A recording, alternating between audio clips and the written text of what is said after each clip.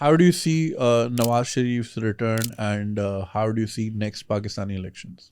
Yeah, so Pakistan ke elections will be managed in my view, and that's obvious to anybody following the situation. My fear is that Nawaz Sharif, A, is too old, but more importantly, it's not just about an age thing. He's not learned anything new while he was away. And I think that's the biggest danger. What I Because he remind, doesn't read. he doesn't read or doesn't listen to people who read, right? You can absorb information in many ways.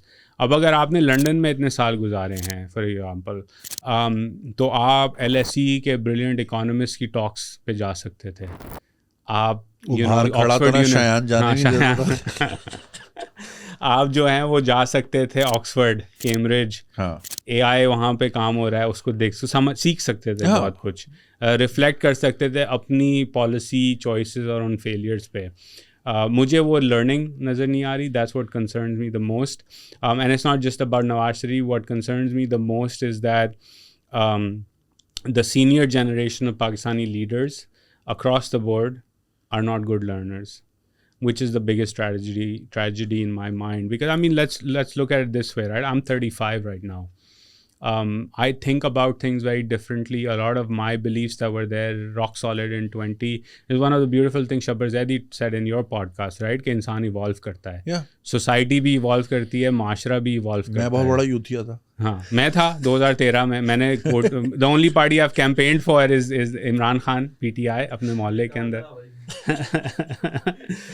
Evolve ہو گیا نا انسان. انسان evolve ہوتا ہے.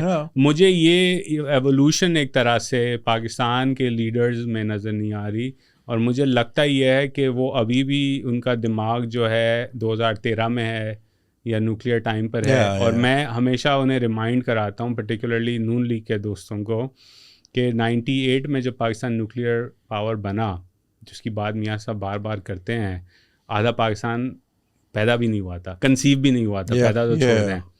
تو اس پاکستان کی وہ memory ہے ہی نہیں، اور آپ نے اس کے ساتھ کنیکٹ کرنا ہے. آپ نے اس 22 سال کے لڑکے یا لڑکی یا 18 سال کے لڑکے یا لڑکی کو سمجھانا ہے کہ تمہارا ایک فیوچر ہے، اس ملک میں ہے، اور وہ اس طرح بنے گا. ان کو آپ نے مشن پہ لگانا ہے.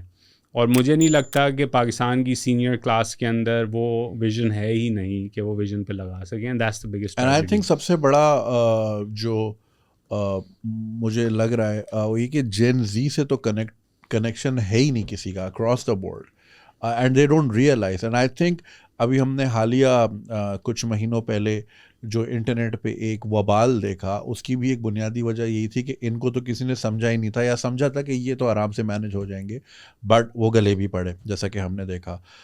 یہ بہت بڑا گیپ ہے. اٹس لائک دادا ابو اور مطلب typewriter versus Snapchat والی جنگ ہے. اور یہ Junaid, sorry to interrupt you, یہ صرف اس ٹائم مومنٹ کی یونیکنیس نہیں ہے یا پاکستان کی یونیکنیس نہیں ہے. تمام دنیا کی جو تاریخ اگر ہم اٹھا کے دیکھیں تو جب کسی بھی معاشرے میں ایک میجر اپہیول آتا ہے تو وہ جنریشنل ڈسکنیکٹ کی وجہ سے ہی آتا ہے. زار کا تختہ نوجوانوں نے، کمیونسٹ نے الٹا ہی نوجوان کے خونی انقلاب میں تھا، رائٹ. برِ صغیر میں برٹش راج کا جو کلمنیشن ہوا 1947 میں، ٹھیک ہے، اس میں محمد علی جناح، گاندھی جی، نہرو، امبیدکر، پٹیل، ڈاکٹر مسز ارونا آصف علی، میں ان کا نام بتا رہا تھا ایک اور انٹرویو میں.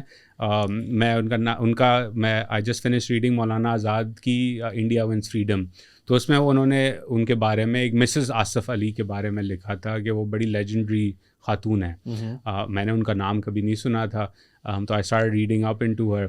تو 1940s میں جب کانگریس کے اریسٹس ہو رہے تھے ہر جگہ، لیڈرشپ پوری جیل میں تھی، تو ارونا آصف علی خاتون جو تھیں، انہوں نے انڈیا کا جھنڈا، آزادی کا جھنڈا بلند کیا ہوا تھا، اور انہوں نے پوری کیمپین چلائی تھی، حتیٰ کہ یہ کہ وائس رائے کو ان کا نام یاد ہو گیا تھا، اس وجہ سے وہ اریسٹ نہیں کر پائے تھے انہیں. شی از اے لیجنڈ. دلی کی میئر بھی بعد میں جا کے بنی. تو وہ ساری جو یہ بڑے تھے، ٹھیک ہے نا، اس مومنٹ کے، لیکن نوجوان سڑک پہ تھا. وہ اس لیڈرشپ نے نوجوان کو ویژن دیا، تو نوجوان نے آزادی لا کے دی. قائد اعظم کی اگر آپ پوری تحریک دیکھیں علی گڑھ سے شروع ہوئی تھی. علی گڑھ میں سارے نوجوان پڑھتے تھے. علامہ اقبال کی اگر آپ شاعری دیکھیں it was targeted towards youngsters, نوجوانوں پہ تھی, اور وہی فیول بنے. اینڈ پھر we see what we saw. تو آج ہمیں یہ چاہیے, we need a mission minded elder جو پہلے تو یونائٹ کرے اس قوم کو, اور پھر ایک ویژن دے کہ اگلے 20 سال میں آپ نے کرنا کیا ہے, اچیو کیا کرنا ہے ہمیں. اینڈ آئی تھنک وہ ڈیوائڈ دادا ابو اور پوتے والا پوتی والا ہے. اگر آپ کو یہ ویڈیو پسند آئی اور آپ اس کا پورا ورژن دیکھنا چاہتے ہیں تو لنک کامنٹ سیکشن میں دیا گیا ہے. ہمارے یوٹیوب چینل پہ پورا ورژن موجود ہے, اور چینل کو سبسکرائب کرنا نہیں بھولیے گا. شکریہ.